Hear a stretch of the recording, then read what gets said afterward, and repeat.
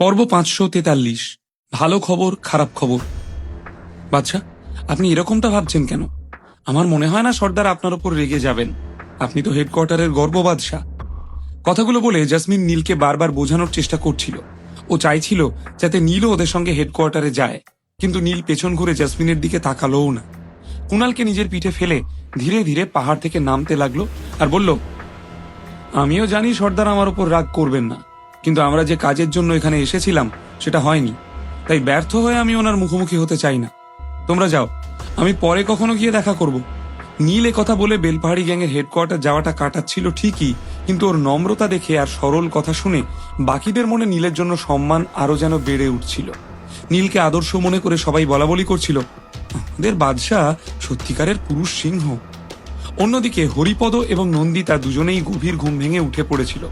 ওরা বারবার নীলকে ফোন করে যাচ্ছিল, কিন্তু কিছুতেই পাচ্ছিল না। হরিপদ বুঝতেই পারছিল না নীল গেল কোথায়, তাই প্রচন্ড টেনশনে দরজার বাইরে বসে নিজের জামাইয়ের আসার অপেক্ষা করছিল। হরিপদর মনে এই ভয়টাও ছিল যে যদি নীল আর কুণাল এভাবে হুট করে গায়েব হয়ে যায়, তাহলে গাঁয়ের লোকদের ও কি জবাব দেবে। এসব ভেবে দুশ্চিন্তায় ছটফট করতে করতে হরিপদ আর নন্দিতা দেখলো বেহুশ কুণালকে কাঁধে নিয়ে নীল এগিয়ে আসছে। কুণালের অবস্থা দেখে দুজনেই চমকে উঠল। ছুটে গিয়ে বলল, নীল স্যার, আপনি কোথায় চলে গিয়েছিলেন? আর মিস্টার কুণালের এই অবস্থা হলো কি করে? বিস্ময়ে টেনশনে নন্দিতার চোখে যেন জল চলে এলো প্রায়। এদিকে উত্তরে কি বলবে ভাবতে ভাবতে নীল হঠাৎ একটা বাহানা খুঁজে পেল। বলল, আমরা আসলে সকালে ঘুম থেকে উঠে দেখলাম তুমি আর আঙ্কেল গভীর ঘুমে আছো তখনও। কি করব ভেবে পাচ্ছিলাম না, তাই ভাবলাম পাহাড়ে একটা চক্কর কেটে আসা যাক। বুঝতেই পারিনি এই করতে গিয়ে আমরা হারিয়ে যাব। যাওয়ার সময় একেবারেই সময় লাগেনি, কিন্তু ফিরতে একেবারে যেন শয়ে শয়ে বছর লাগছিল। খুব বাজে ফেঁসে গিয়েছিলাম। আর তখনই পাহাড় থেকে নামতে গিয়ে এক জায়গায় কুণালের পা পিছলে গেল, আর ও একটা পাথরের সঙ্গে ঠোক্কর খেলো। তাতেই বেচারা অজ্ঞান হয়ে গেছে। নন্দিতা শুনে স্বস্তির নিঃশ্বাস ফেলে বলল, যাক, আপনারা ফিরতে পেরেছেন অন্তত। হরিপদও এগিয়ে এসে বলল, জামাই বাবা, জানি এই গায়ে তোমাদের করার মতো তেমন কিছু ছিল না, জায়গাটাও নতুন, কিন্তু তাই বলে এভাবে কিছু না বলে পাহাড়ে ঘুরতে চলে যাবে? তুমি জানো ওই পাহাড় কত বিপজ্জনক। সাধারণ মানুষের ওখানে যাওয়ার অনুমতি নেই। খেয়াল রেখো ওখানে কথাটা বলতে বলতে হরিপদ থমকে গেল। এতক্ষণ দরজার কাছে বসেও একটা বিড়ি ফুঁকছিল, হঠাৎ করে উঠে দাঁড়িয়ে ওখান থেকে চলে গেল। হরিপদর এই আচরণ দেখে নীল ভেবাচাকা খেয়ে গিয়েছিল, কারণ ও যখন থেকে এসেছে হরিপদ ওকে খুবই সম্মান দিয়েছে, ভালোবেসে নরম গলায় ওর সঙ্গে কথা বলেছে। কিন্তু যেই ও শুনল নীল পাহাড়ের উপর ঘুরতে গিয়েছিল, তখন থেকেই হঠাৎ ওর গলার সুরটা যেন কঠিন হয়ে উঠেছিল। এর কারণটা কি? নন্দিতারও মুখ শুকিয়ে গিয়েছিল। কোনো রকমে বলল, ওয়েলকাম টু প্রিমিয়াম স্টোরি। অনেকে আমাকে চেনেন, দীর্ঘদিন যাবৎ আমি ইউটিউবে ভিডিও দিয়েছি। বারবার চ্যানেল ডিলিট হয়ে যাওয়ার কারণে এখন আমি ফেসবুকে শিফট করেছি। যদি আপনারা ইউটিউব থেকে ভিডিওটা দেখে থাকেন তাহলে বুঝে নেবেন কেউ ফেসবুকে আমার থেকে কপি করে ইউটিউবে আপলোড করছে। সরাসরি ফেসবুক থেকে বস দুনিয়া যার বসে এই সিরিজের সকল পর্ব দেখতে ফেসবুকে গিয়ে টাইপ করুন প্রিমিয়াম স্টোরি /FB। এর স্পেলিং আমি থাম্বনেইলে দিয়ে দিয়েছি। প্রিমিয়াম স্টোরি পেজটি ফলো করুন, তাহলে ভিডিও ছাড়ার সাথে সাথে আপনি পেয়ে যাবেন। ধন্যবাদ সাথে থাকার জন্য। নীল স্যার, মিস্টার কুণালকে নিয়ে ভেতরে চলুন, আমি আপনাকে সাহায্য করে দিচ্ছি। নীল কনফিউজড মুখে জিজ্ঞেস করলো, নন্দিতা, তুমি আর আঙ্কেল ঠিক আছো তো? নন্দিতা বলল, হ্যাঁ, আমি একদম ঠিক আছি, শুধু আমার একটা কথা মনে পড়ল। নীল প্রশ্ন নিয়ে তাকালে নন্দিতা উত্তর দিল, আপনি বোধহয় জানেন না স্যার, কিন্তু বেশ কিছুদিন আগে আমাদের গ্রামে একটা ট্যুরিস্টদের দল ঘুরতে এসেছিল। ওরা এই পাহাড়টাকে নিয়ে গবেষণা করতে এবং একটা ডকুমেন্টারি বানাতে চেয়েছিল, কিন্তু যারাই ওই পাহাড়ের ভেতরের রাস্তায় ঢুকেছিল তাদের মধ্যে একজনও ফেরত আসেনি। গাঁয়ের লোকেরা অনেক বুঝিয়েছিল ওদের না যেতে, কিন্তু কেউ আমাদের কথা শোনেনি, তাই সবাই একসাথে মারা গেল। তাই এখন আর আমরা কেউ ওই পাহাড়ের দিকে যাই না, কাউকে যেতেও দিই না। গাঁয়ের লোকদের ধারণা যে ওই পাহাড়ে যাবে সে আমাদের পূর্বপুরুষদের আত্মার শান্তি ভঙ্গ করবে, আর তার ফলেই শুরু হবে মৃত্যুর তাণ্ডব। সবাই আলাদা আলাদা লজিকে বিশ্বাস করে, কিন্তু সবাই মানে ওই পাহাড় বিপজ্জনক। তাই প্লিজ আপনিও এটা একটু খেয়াল রাখবেন। খুব শান্ত গলায় নন্দিতা সবটা বোঝালো নীলকে। এটা শুনে নীলও একদম শান্ত হয়ে গেল। ও ওর মনে পড়ল ওই পাহাড়ে ওর আর কুণালের সঙ্গে কি কি হয়েছে। প্রথমে সবুজ আঁশের 5 বিষাক্ত মাকড়সার সঙ্গে মোকাবিলা করতে হলো, যা সাধারণ মানুষের পক্ষে করা সম্ভবই না। তাই প্রথম ধাপেই তারা মরবে, এটা স্বাভাবিক। সেদিন রাত 10টা নাগাদ কুণালের জ্ঞান ফিরল। পরের দিন সকাল 7টায় নীল, কুণাল আর নন্দিতা শহরে যাওয়ার জন্য বেরিয়ে পড়ল। তবে যাওয়ার আগে নন্দিতা হরিপদকেও বলল কয়েকদিন ওর সঙ্গে শহরে গিয়ে থাকতে। এর উত্তরে হরিপদর বলা কথাগুলো শুনে নীল খুব ইমোশনাল হয়ে পড়ল, কারণ হরিপদ মেয়ের হাতটা ধরে বলেছিল, অত বড় শহরে আমার মতো বুড়ো গিয়ে কি করবে? তুই কেন আমাকে নিয়ে গিয়ে তোর জীবনে ঝামেলা বাঁধাচ্ছিস মা?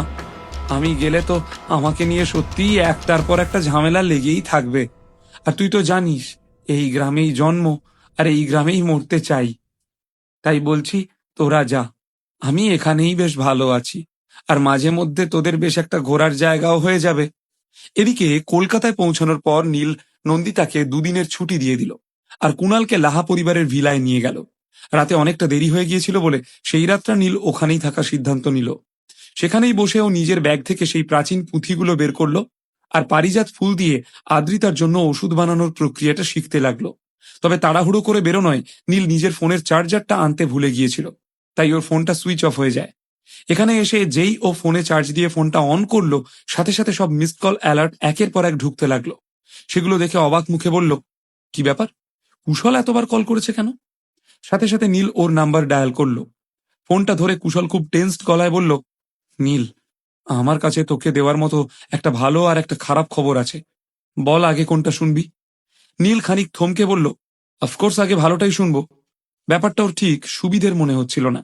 কুশল একটা বড় করে শ্বাস নিয়ে বলল, অর্জুনের জ্ঞান ফিরেছে। এখনো শরীরে কিছু ক্ষত আছে, কিন্তু ডক্টররা বলেছেন he is out of danger. Neel সাথে সাথে জিজ্ঞেস করলো, আর খারাপ খবরটা কি? কুশল এবার ফ্যাকাশে মুখে কাঁপা গলায় বলল, আই এম সরি নীল, আসলে আদ্রিতা আর চিত্রা আন্টিকে কয়েকজন হসপিটাল থেকে তুলে নিয়ে গেছে। নীল শুনে চমকে উঠল, এসব কি বলছিস কুশল? এটা কি করে সম্ভব? এই কথার কোনো উত্তর দিতে পারল না কুশল। যা দুর্ঘটনা ঘটার অলরেডি ঘটে গিয়েছিল। এখন নীলকে কোনো জবাবদিহি করার মানে হলো অজুহাত দেওয়া। খবরটা শুনে দ্রুত ফোনটা কাটলো নীল। ওর মাথা ঘুরতে লাগলো, হাত পা কাঁপতে শুরু করলো। এই সময় কুণাল হাতে 2টো ওয়াইনের বোতল নিয়ে এসে নীলের অবস্থা দেখে চমকে জিজ্ঞেস করলো, তোর কি হয়েছে নীল? বহুদিন কুণাল নীলের সঙ্গে বসে একটু মদ খায়নি। আজ হাতে সময় ছিল, করার মতো আর কিছু ছিল না, তাই ভেবেছিল 2 ভাই মিলে একসাথে বসে মদ খেতে খেতে আড্ডা দেবে। কিন্তু নীলের অবস্থা দেখে ও হকচকিয়ে গিয়েছিল। নীল এদিকে কাঁপা গলায় ওকে বলল, কুণাল, হাসপাতাল থেকে আদ্রিতা কিডন্যাপড হয়ে গেছে। বলেই ও দ্রুত কারোর যেন নাম্বার ডায়াল করতে লাগলো। আসলে ও অশোক সম্রাট এম্পায়ারের এক এক্সপার্টকে ফোন করছিল, যাকে নীল আদ্রিতাকে দেখে রাখার দায়িত্ব দিয়েছিল। কিন্তু বহুবার কল করার পরেও সে ফোনটা তুলল না। নীল বুঝলো তার মানে সে আর ফোন ধরার মতো অবস্থায় নেই। সঙ্গে সঙ্গে নীল আরো অস্থির হয়ে উঠল, কারণ ও জানতো যে এক্সপার্টকে ও এই দায়িত্ব দিয়েছিল সে মোটেই দুর্বল নয়। তার মানে আদ্রিতা এই মুহূর্তে খুবই বিপদের মধ্যে আছে। অস্থির মুখে ও কুণালকে বলল, কুণাল, আমার সঙ্গে চল, চ্যাটার্জিদের সঙ্গে দেখা করতে যেতে হবে। আদ্রিতাকে খুঁজতে আমি গোটা কলকাতা তোলপাড় করে দেব। শুনে কুণাল মাথা নেড়ে ওয়াইনের বোতল একপাশে রেখে নীলের সঙ্গে বেরিয়ে পড়ল। এই কলকাতা শহরে খুব বেশি এমন লোক ছিল না যারা নীলের সঙ্গে পাঙ্গা নেবে। যেই কাজটা করে থাকুক তাকে শিক্ষা দেওয়াটা নীলের পক্ষে খুব একটা কঠিন কিছু ছিল না। এর আগে চ্যাটার্জিরা 2বার নীলের সঙ্গে বিবাদে জড়িয়েছে, আর গতবার যা কিছু হলো তাতে ওদের শক্তি পুরোপুরিভাবে শেষ হয়ে গিয়েছিল। তাই মরিয়া হয়ে ওরা এই কাজটা করতেই পারে। তাই সবার আগে নীলের সন্দেহ কল্লোল চ্যাটার্জির ওপরেই গিয়ে পড়ল। অন্যদিকে চ্যাটার্জি পরিবারের ভিলায় কল্লোল চ্যাটার্জি আরাম করে সোফায় শুয়েছিল। মনোজ সিংহরায়ের সঙ্গে দেখা হওয়ার পর কল্লোল ঠিক করেছিল যে সিংহরায় পরিবারের সঙ্গে হাত মেলাবে, আর মনে নীলের প্রতি যা রাগ আছে সব মুছে ফেলবে। মনোজও ওর সিদ্ধান্তকে সমর্থন জানিয়ে কথা দিয়েছিল যে কয়েকদিনে চ্যাটার্জি পরিবারের আর্থিক অবস্থাটাও শুধরে দেবে। মনোজ সত্যিই নিজের কথা রেখে চ্যাটার্জি পরিবারকে যা যা দেওয়ার প্রতিশ্রুতি দিয়েছিল সেই সবের ব্যবস্থা শুরু করে দিয়েছে সে। শুধু তাই নয়, কল্লোল চ্যাটার্জির শক্তি বাড়াতে সিংহরায় পরিবার কিছু ওষুধও তৈরি করিয়ে দিয়েছিল। সেরকমই একটা ওষুধ খেয়ে এই মুহূর্তে কল্লোল সোফায় শুয়ে আরাম করছিল। ওষুধ খেয়ে খুব বেশিক্ষণ না হলেও ধীরে ধীরে ওর শরীরে শক্তি বাড়তে শুরু করেছিল। কল্লোল শুয়ে শুয়ে ভাবছিল এই শক্তিটাকে সে কিভাবে কাজে লাগাবে। ঠিক তখনই দুম করে একটা জোর আওয়াজ হলো। গোটা বাড়িটা যেন নড়ে গেল সেই আওয়াজে। কল্লোলও আওয়াজের ধাক্কায় চমকে হুড়মুড়িয়ে সোফা থেকে পড়ে গিয়েছিল। কি হলোটা কি? কোনো রকমে উঠতে উঠতে কঠিন গলায় জিজ্ঞেস করলো কল্লোল। দরজার বাইরে থেকে কেউ একটা চেঁচিয়ে বলে উঠল, বস, কুণাল আর নীল আবার চলে এসেছে। নীল? কথাটা শুনে কল্লোল বেশ অবাকই হলো। বাইরে বাগানের কাছে চ্যাটার্জি পরিবারের মুস্কো সব বডিগার্ড টাইপের লোকেরা দাঁড়িয়েছিল। সবার হাতে ছিল অস্ত্র। কঠিন চোখে সবাই নীল আর কুণালকে দেখছিল। নীল কঠিন মুখে ওদের আদেশ করে বলল, যাও, কল্লোল চ্যাটার্জিকে গিয়ে বলো এক্ষুনি যেন বাইরে আসে। আজ তো গোটা চ্যাটার্জি পরিবারকে ধ্বংস করে দেব আমি। এটা বলেই নিজের শক্তির পরিচয় দিয়ে এক ঝটকায় নীল চ্যাটার্জি পরিবারের দরজাটা উপড়ে ফেলল। নীলকে সামনে দেখে কল্লোলের চোখে মুখে একটা ভয় ফুটে উঠলেও ও শান্ত কড়া গলায় জিজ্ঞেস করল, কি ব্যাপার নীল, এখানে কেন এসেছো? আমি তো এর মধ্যে তোমাকে উস্কে দিতে ভুলভাল কাজ কিছু করিনি। শেষবার নীলের সঙ্গে দেখা হওয়ার পর থেকে কল্লোল সত্যিই নিজের ভিলা থেকেই বেরোয়নি। সে ভয় পাচ্ছিল যে বেরোলে নীল ওর ওপর হামলা করে ওকে মেরে দিতে পারে। তাই নিজের বাড়িতেই সবচেয়ে বেশি সুরক্ষিত বোধ করছিল। কিন্তু তারপরেও নীল নিজেই দুবার ওর বাড়িতে এলো এবং প্রতিবারের মতো ওকে ভয় দেখাতে লাগলো। আজও নীল কঠিন মুখে বলল, আমার স্ত্রীকে চুপচাপ আমার কাছে ফিরিয়ে দাও। কথাটা বলার সময় নীলের দু চোখ যেন আগুনের মতো জ্বলছিল। এদিকে কল্লোল হতভম্ব মুখে বলল, তোমার স্ত্রী? সে বুঝতেই পারছিল না নীল বলতেটা কি চাইছে। নীল এবার কড়া গলায় জিজ্ঞেস করল, তুমি আমার স্ত্রীকে হাসপাতাল থেকে কিডন্যাপ করাওনি বলতে চাও? কুণাল এতক্ষণ মুখ দিয়ে একটা টু শব্দ না করলেও ওর হাতে অস্ত্র ধরা ছিল। কল্লোলকেও বুঝিয়ে দিচ্ছিল সোজা কথায় কাজ না হলে ওদের কাছে অন্য রাস্তা আছে। শুধু নীলের মুখ থেকে হামলা শব্দটা শোনার অপেক্ষায় ছিল। এদিকে কল্লোল হতবাক মুখে বলল, তুমি কি বলছো আমি সত্যি জানি না। আর বলতে বলতেই হঠাৎ ওর সারা শরীরে যেন হাজার হাজার সূচ ফোটার মতো যন্ত্রণা হতে শুরু করলো। নীল সেটা দেখে আরো রাগ নিয়ে কঠিন মুখে জিজ্ঞেস করল, অভিনয় করার কোনো প্রয়োজন নেই। আমি জানি তুমি ছাড়া এই কলকাতা শহরে এমন কেউ নেই যে আমার পরিবারের ওপর হামলা করার সাহস রাখে। তাই শেষবার বলছি, আমার স্ত্রীকে আমার হাতে তুলে দাও। কথাটা বলেই নীল নিজের ব্যাগ থেকে তরোয়াল বের করে নিল। রাগী লাল চোখে ও হামলা করতে প্রস্তুত হলো। আদ্রিতাকে কি সত্যিই কল্লোল চ্যাটার্জি কিডন্যাপ করেছে, নাকি শুধুমাত্র সন্দেহের বশে নীল চ্যাটার্জি পরিবারকে শেষ করে দেবে? নীল কি আসল কিডন্যাপারকে খুঁজে বের করতে পারবে? আদ্রিতাকে খুঁজে পাবে?